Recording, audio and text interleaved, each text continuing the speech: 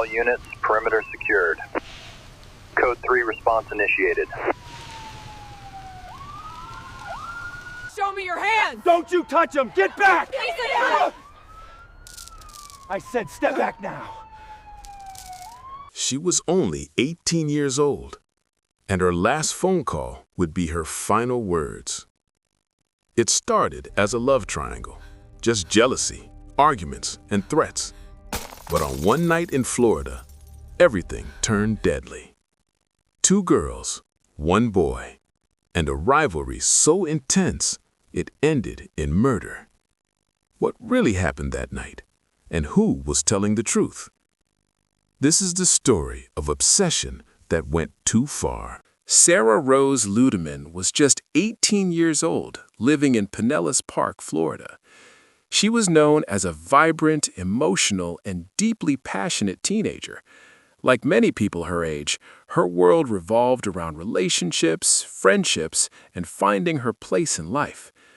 She attended Pinellas Park High School and lived with her family, who loved her deeply. But beneath that ordinary teenage life, there were signs of chaos brewing. Sarah had started dating a young man named Josh Camacho. Their relationship wasn't stable. It was intense, dramatic, and filled with arguments. Police had already been called multiple times during their relationship due to public disturbances. There were reports of shouting matches, emotional breakdowns, and even physical violence. Still, Sarah stayed. Friends described her as someone who loved hard and didn't let go easily. Even when Josh showed signs of aggression, including punching her during an argument, she refused to press charges. She believed the relationship could be saved. But there was another complication. Josh had a past, specifically an ex-girlfriend named Rachel Wade. Rachel was 19 years old, working as a waitress at Applebee's. Unlike Sarah, she was seen as quieter on the surface, but beneath that calm exterior was a growing storm of jealousy and resentment. When Rachel learned that Josh had moved on with Sarah, something shifted. What began as emotional pain quickly turned into obsession. Phone calls started, then voicemails, then insults. Soon, both girls were aware of each other, and neither was willing to step away. What started as teenage rivalry would soon spiral into something far darker. At first, the tension between Sarah and Rachel played out like a typical teenage feud. Hurt feelings turned into insults, and insults turned into direct harassment. Rachel began leaving Sarah aggressive voicemails, messages filled with anger, threats, and jealousy. Sarah didn't stay silent either. She responded emotionally, sometimes escalating the situation instead of calming it. This wasn't just a breakup drama anymore. It became a war. Sarah would sometimes show up at the Applebee's where Rachel worked.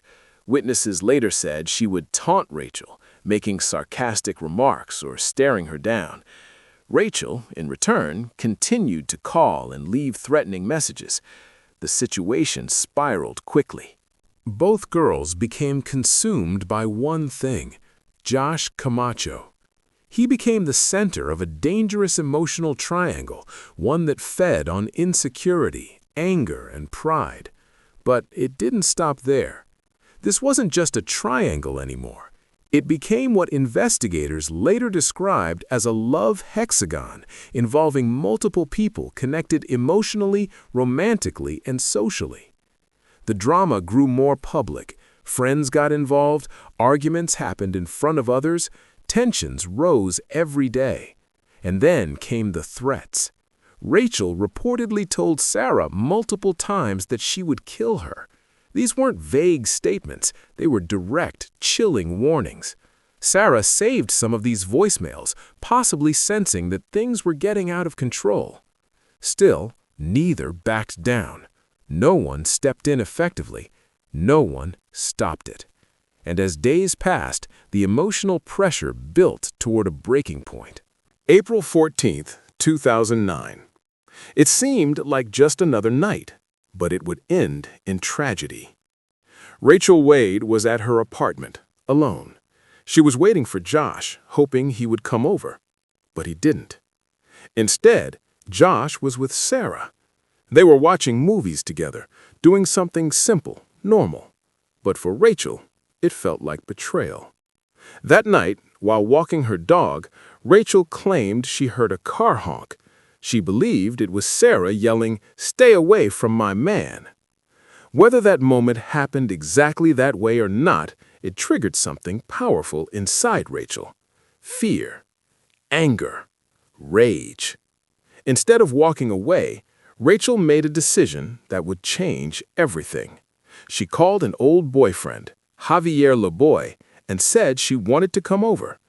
Before leaving, she went into her kitchen, opened a drawer, and grabbed a steak knife. That single decision turned emotional conflict into potential violence. Meanwhile, Sarah and Josh continued their night, unaware of what was coming. But the tension was already boiling. Rachel texted Josh, "Now I know why you're not talking to me, because you got her." Josh replied bluntly, "That's right, I don't like you no more. Why don't you go home?" But Rachel didn't go home. She replied, "No, I'll wait for her to go home." And then came the threat. Witnesses later testified that Rachel said over the phone, "I'm going to stab you." At that moment, the line between words and action disappeared. Close to midnight, everything collided. Sarah was driving Josh's sister to McDonald's when she learned something shocking. Rachel was nearby at Javier Laboy's house. Instead of avoiding the situation, Sarah made a decision. She chose to confront her. As she drove, Rachel called again, yelling threats. The tension was now at its peak.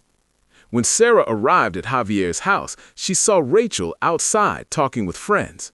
What happened next would later become the center of the trial. Rachel claimed that Sarah drove aggressively, nearly hitting her with the car, then jumped out in a rage. But witnesses told a different story.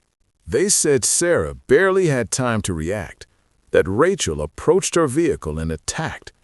In seconds, the situation turned violent. Rachel lunged forward with the knife.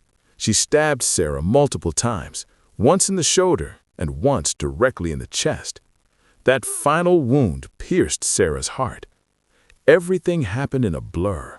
There was no long fight, no chance to escape, no time to think.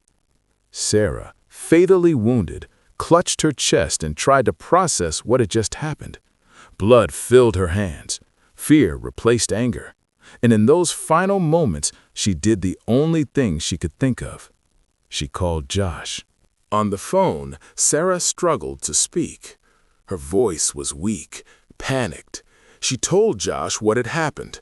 He immediately ran to her house to alert her father, and together they rushed toward the scene. But time was running out. Sarah was bleeding heavily. The wound to her chest had caused catastrophic damage. Her heart had been punctured. Meanwhile, Rachel's behavior shocked witnesses. Instead of panicking or trying to help, she reportedly threw the knife over a nearby house and calmly said, "I'm done." Those words would later echo throughout the courtroom. Emergency responders arrived quickly, but the damage was too severe.